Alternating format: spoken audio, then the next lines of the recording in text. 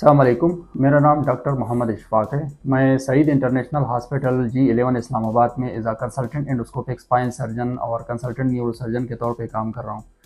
तो सबसे पहले सईद इंटरनेशनल हॉस्पिटल के बारे में मैं बताऊँ कि ये एक state of the art hospital है जहाँ पे मुख्तलिफ़ स्पेशलिटी के डॉक्टर्स अवेलेबल है और इनकी कंसल्टेशन करते हैं। इसके अलावा इसमें ICU, operation theatre, laboratory, x-ray, physiotherapy और जितनी भी मरीज़ों की जितनी भी रिक्वायरमेंट होते हैं वो सारी चीज़ें अवेलेबल हैं। अब मेरी जो इंट्रोडक्शन है, मैं सबसे पहले मैंने न्यूरो सर्जरी में स्पेशलाइजेशन कर ली, जिसको आम ज़ुबान में HCPS कहते हैं। तो इसके बाद मैं ताकि मैं थोड़े से अपने स्किल्स और नॉलेज को इम्प्रूव कर लूँ, तो मैं सिंगापुर में चला गया, क्योंकि सिंगापुर एक ऐसा मुल्क है जो बहुत ही एडवांस है और वहाँ पे जो डॉक्टरी का जो शोबा है वो बहुत ही आगे के लेवल पे किया हुआ है। तो वहाँ पे मैंने पहले 1 साल की बेसिक न्यूरो सर्जरी की ट्रेनिंग कर ली, जिसको क्लिनिकल फेलोशिप कहते हैं। फिर इसके बाद 6 महीने एडवांस न्यूरो सर्जरी की जो क्लिनिकल फेलोशिप कर ली, और इसके बाद 1 साल की ऑर्थोपेडिक स्पाइन में मिनिमल इन्वेजिव और एंडोस्कोपिक स्पाइन में क्लिनिकल फेलोशिप कर ली। मेरी जो ट्रेनिंग थी वो जो क्लस्टर है national university hospital of Singapore, इसके अंडर 6-7 हॉस्पिटल आती हैं, जो यूनिवर्सिटी हॉस्पिटल है और टीचिंग और टर्शरी केयर हॉस्पिटल है। उसमें मैंने तीनों जो क्लिनिकल फेलोशिप्स है उसमें मैंने उधर से कंप्लीशन कर ली।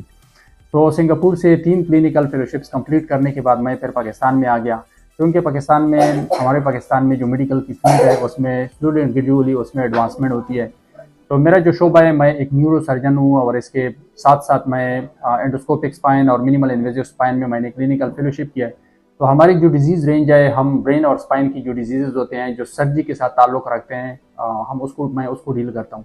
ख़ास करके ब्रेन की जो डिजीज़ है उसमें जिस तरह हेड इंजरी हो गई या स्पाइन ट्रामा हो गया, जो ब्रेन के ट्यूमर्स हो गए, या इस तरह जो अक्सर मरीज़ आ जाते हैं कि उसके सर में जो है ना पानी की जमा होने की वजह से प्रेशर बढ़ जाता है, जो इंट्राक्रैनियल प्रेशर है वो ज़्यादा हो जाता है, उसकी वजह से मरीज़ को हेडेक और फिर वोमिटिंग और जो विजन में प्रॉब्लम आ जाते हैं, जिसके लिए हम शंट लगा लेते हैं।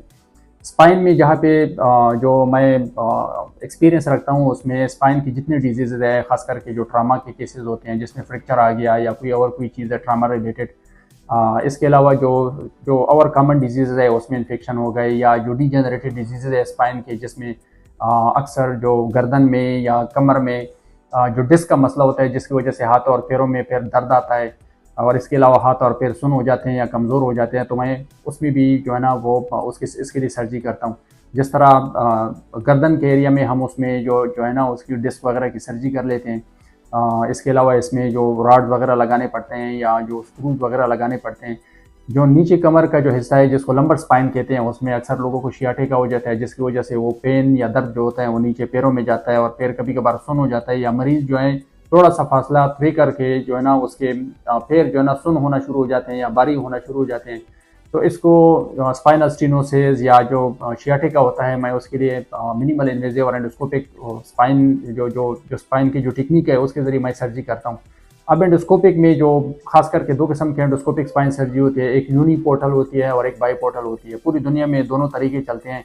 कोई यूनिपोर्टल एंडोस्कोपिक स्पाइन के ज़रिए सर्जरी करते हैं, कोई बाईपोर्टल एंडोस्कोपिक स्पाइन सर्जरी के ज़रिए स्पाइन के ज़रिए वो सर्जरी करते हैं। तो एंडोस्कोपिक सर्जरी में ये होता है कि उसमें जो इंसिजन होती है, जो कट होती है, वो बहुत छोटा सा होता है, और फिर मरीज़ में जो ब्लीडिंग होती है वो भी ड्यूरिंग द सर्जरी वो बहुत कम ब्लीडिंग होती है। और जो डिस्क वगैरह हम निकालते हैं वो भी उसमें जो मरीज़ का जो स्पाइन होता है उसमें इतनी वो मतलब है कि मरीज़ की इतनी वो स्टेबिलिटी वगैरह इतनी नहीं जाती। तो आजकल पूरी दुनिया में जो एडवांस कंट्री है उसमें तकरीबन ओपन सर्जरी तकरीबन ख़त्म हो चुकी है, जो सारे एंडोस्कोपिक स्पाइन सर्जरी करते हैं। इसके अलावा एक तीसरा तरीका है जिसको मिनिमल इन्वेजिव स्पाइन सर्जरी कहते हैं, जिसमें ट्यूब्स के ज़रिए छोटा सा इंसिजन दे के हम माइक्रोस्कोप के ज़रिए सर्जरी करते हैं। तो ये हमारी स्पेशलिटी है। तो मैं रोज़ाना इधर पे सईद इंटरनेशनल हॉस्पिटल इस्लामाबाद में रोज़ाना 2 बजे से लेकर 5 बजे तक रोज़ाना मैं इधर पे मरीज़ों की कंसल्टेशन करता हूँ। थैंक्स।